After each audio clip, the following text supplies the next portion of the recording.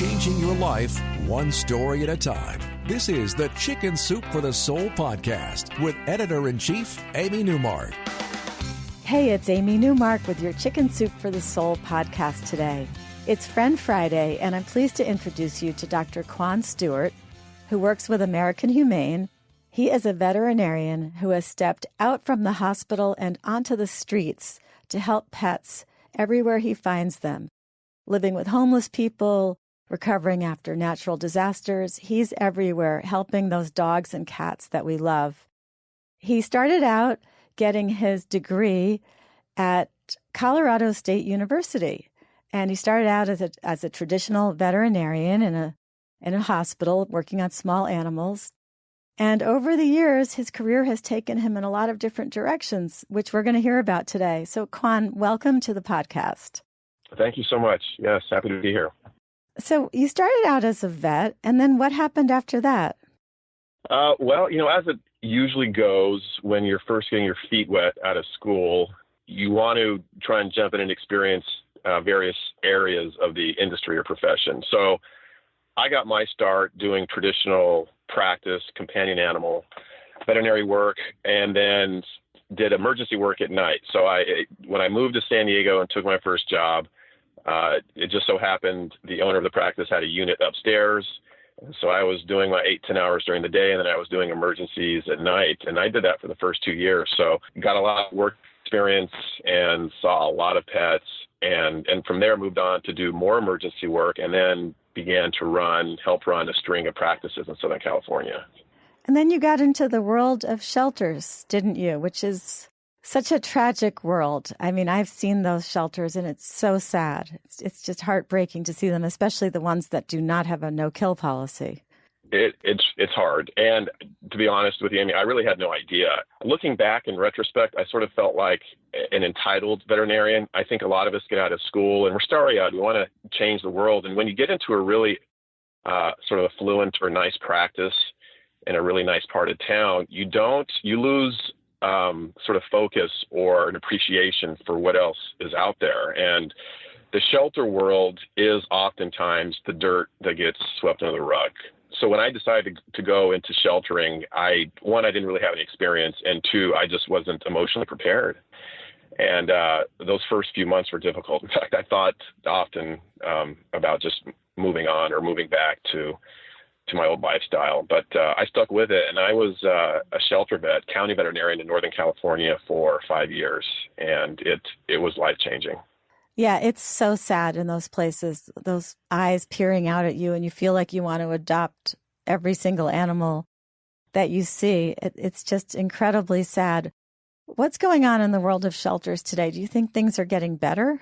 There is. You look at the numbers, and there's a clear trend towards improvements. We are euthanizing fewer and fewer every year, and more people are adopting. And that's in large part to people just getting the word out, from veterinarians to people like yourself to advocates. But the other part, and I really, as I honed my message to the public and to friends and family, the other part of it is turning off the sieve. We have to turn off the faucet. And by that, I mean spay and neuter. And I know it's gotten really cliche, spay and neuter your dog. But the pet overpopulation problem is a direct result of backyard breeding, of people not spaying and neutering their animals. And it's just the explosion or the continuation of unwanted pets flooding into our communities happens over and over, week after week. Yeah, we try with our books to get inside people's heads and make them aware that shelters exist, and also make them aware of the necessity of spaying and neutering. And what we do, and I know you haven't read our books yet, but they actually support American Humane. We have a new pair of books coming out on August 8th, just a few days from now. And royalties from those books go to American Humane. And in these books, we have, 101 great stories about dogs, 101 great stories about cats.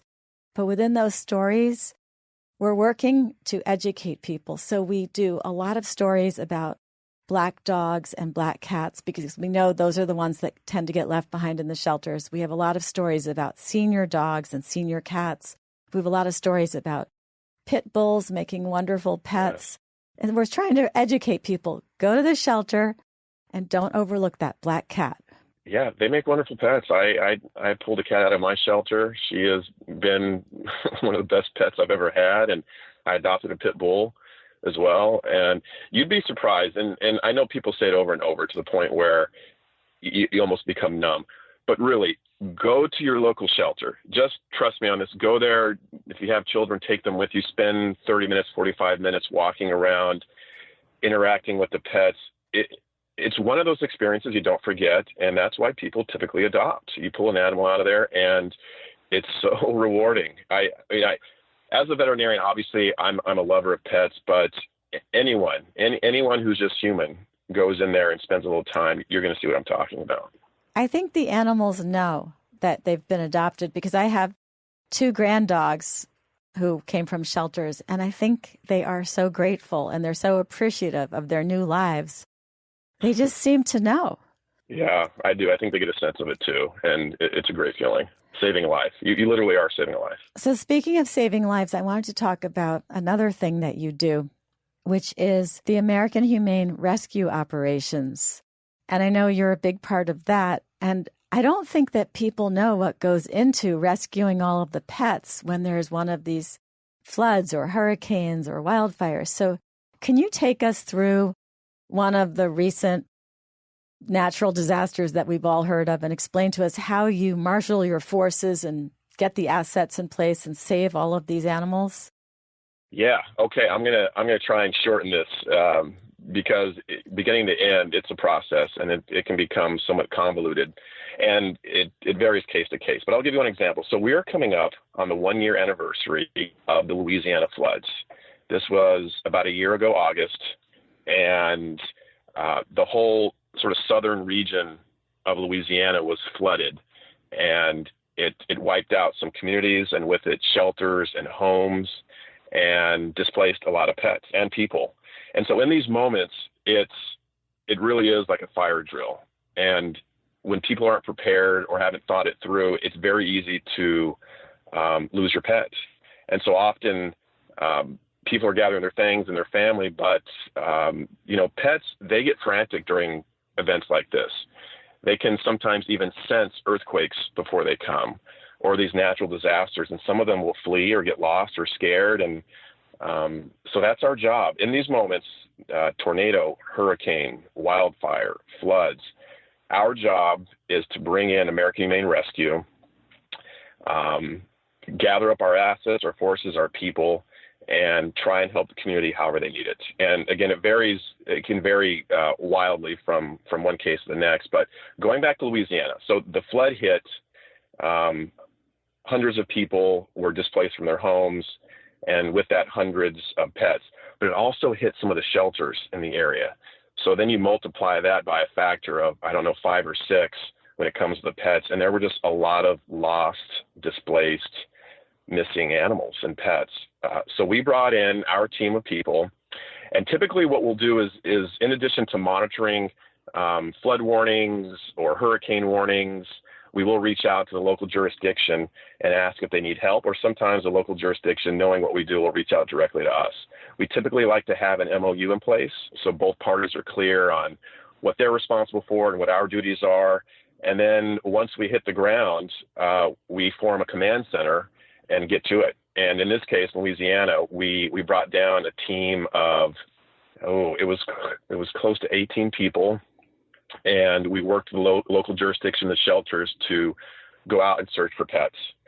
And we set up a temporary housing or shelter units, and any lost pet we bring there. And the challenge often is once you identify the pet or locate a pet, and they're all over, finding the owner or making the owner aware that we exist and they can come find us. So through social media platforms, through advertising, working with the local government and assets, we get the word out. And usually we're pretty successful, 1, in identifying most of the lost pets, and 2, reuniting them with their owner. So I can't tell you how rewarding it is. There are tears every day, and some very neat stories, especially when people have really thought they've lost their pet forever, and under a branch or a tree or sometimes miles away, we'll locate the pet, bring it back to the shelter, and then start advertising for the owner. That's amazing. And I know you have volunteers who fly in from all over the country to help when you have one of these events. We have a story actually in the dog book about one of your volunteers who flew down and helped out during that effort to reunite animals. And there was, I think, a dog that was reunited, and the poor dog had been shot, I believe, which was pretty crazy. Yeah, it is. And those stories aren't unique. The different types of injuries, and the stories of loss and reunification. I'll start getting misty-eyed if I start thinking back to, some of the events. And I don't know. There's nothing like it in the world. As a veterinarian, I'm so proud to be able to step in and do this work. And touching on our volunteers, and thank you for saying that, they're everything to us. Our responders, our volunteer responders, rescue responders, they are the workforce. They come in, they roll up their sleeves, get their hands dirty every day. Sometimes they're sleeping outside, they're sleeping in tents, they're sleeping in the trucks, maybe getting one meal a day because we're out in search and rescue. It really is a phenomenal effort by all, and I'm so proud to be part of it. And now let's move on to one other thing that you do, because I saw this video of you actually going out on the streets and running a one-man clinic, just wandering from one homeless person to the next and helping them care for their dogs and cats. So tell me about that. How does that work out? That happened through my work with the shelter. And again, the shelter opened my eyes in a lot of ways. But I realized that as a veterinarian, we really do have a responsibility to give back to our community. And I know we hear that coming up, but doing it is something sometimes entirely different, and making the time to do it. So I've always had a soft spot for homeless people, in addition, obviously, to strays. And I figured, I'm just going to get out in the streets. I'm going to pack up a medical bag. I'm going to walk the streets and see who's out there that needs help. It started at first with me setting up sort of temporary clinics near homeless human shelters. And I would just set up a table on a random day and invite anybody over who had a pet, and whatever I could do right there, then and there, I would execute. So it may have been vaccines or microchip or toenail trim, or some of these dogs are suffering from arthritic conditions, so I'll prescribe pain meds. Ear infections, fleas are common. Whatever I could do in that moment, I would do. But then I decided to take it one step further and literally walk the streets. And I know it's not quite as efficient, but a lot of times, these pockets of homeless people that have their tent set up or alleyways or different sections of the city, they're just not going to get the help. They don't have transportation. They don't have a way to find out about clinics in their area. So you sometimes have to take it to them, and that's what I did. And I loved it. I still do it, and it's one of the more joyous parts of my life, really, to give back in that manner. Well, that is terrific. I want to tell everybody that if our listeners want a chance to win a free copy of one of those new dog or cat books that I've been talking about, just follow me on Twitter.